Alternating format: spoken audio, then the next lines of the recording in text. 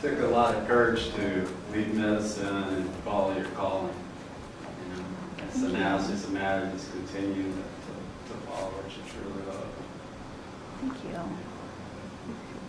Yeah. I think most people, the definition of success for a lot of people comes with money. And it's really not, because money is something I think everybody can earn. You just have to learn the skills to make them, right? But there's a lot of people that are so disappointed in their own lives, in themselves, and they pretend like this perfect, they live a perfect marriage or life or what have you. And missing your kids' practice is not okay. Living, like not being around your family is not acceptable. And I think what the key to success is really balancing your life, your personal as well as your career. Because I'll talk about myself. I don't have a life without my career. I live my career. I breathe my career. But I also love my family. So if I were to not have one, I would not be happy with the other one. So balancing the two, I think, is very hard. But if someone can do it, that's where for me, that's where success comes for me. And so what I found easier to do is scheduling in everything that matters for my family into my calendar first. And everything else goes around it, because you already have it in the calendar and it's already occupied with something.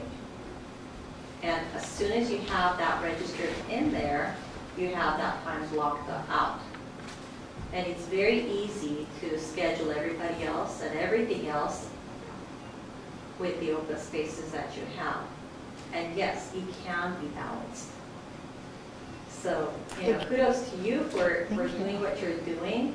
It's amazing, and that was good. Thank you. One of the things that I love about being in service to my why is I get to create that balance. Because part of my why, part of the reason I exist on this earth is to sort of midwife my children into adulthood as well, and to spend that time with them and to be a part of those things, and they no longer feel like work. It's awesome. Yeah. What are you supposed to do next? You can either contact me directly, or you can go to alignwithwhy.com,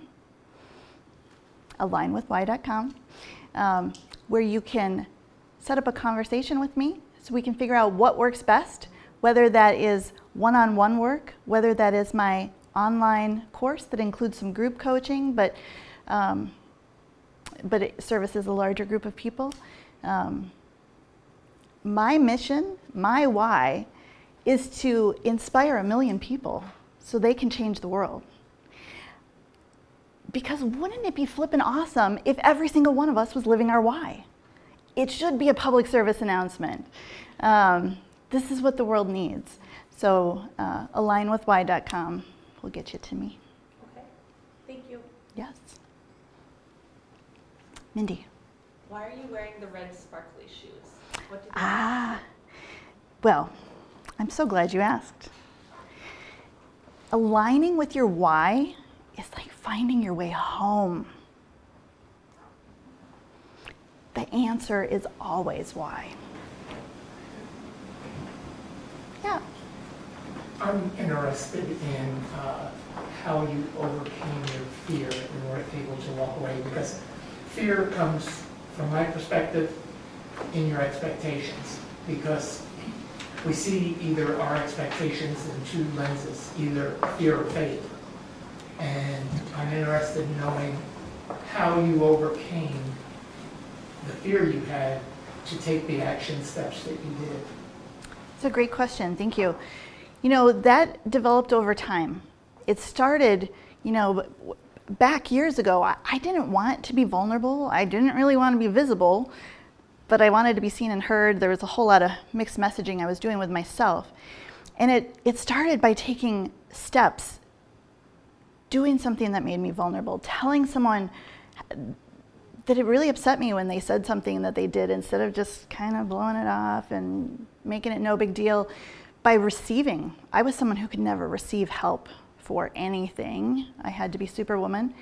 So learning how to receive, facing all of those fears, because those were just as big to me in that moment. I used to describe it as feeling like I was falling off a cliff, and here I am clutching at the, small trees and the bunches of grass, and I'm trying to prevent myself from falling off.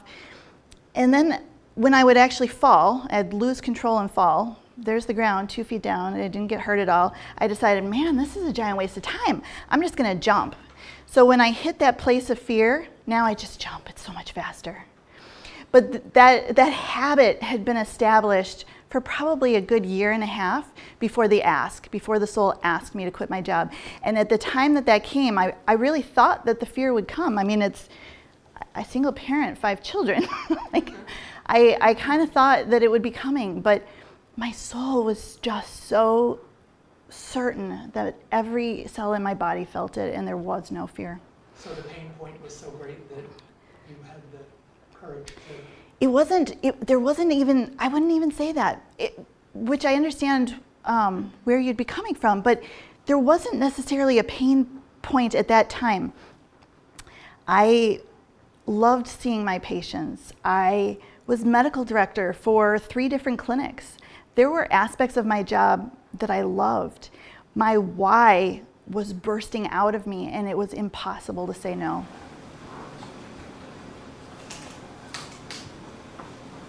What type of clients do you have now, and how do you find them? They tend to be entrepreneurs in the coaching or the sort of more spirit, out of the mind, body, spirit kind of realm.